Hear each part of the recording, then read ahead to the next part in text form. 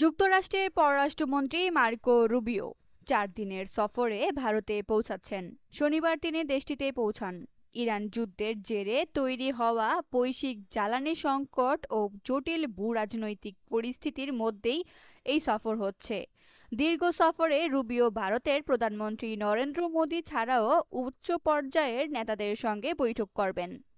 ফেব্রুয়ারিতে ইরানে হামলা চালানোর পর থেকে হরমুজ প্রণালী বড় উত্তেজনার কেন্দ্রে পরিণত হয়েছে।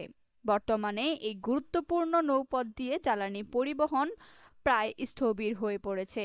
যুক্তরাষ্ট্রের সঙ্গে চলমান নাজুক শান্তি আলোচনায় চাপ তৈরির কৌশল হিসেবে প্রণালীটি বন্ধ রেখেছে ইরান।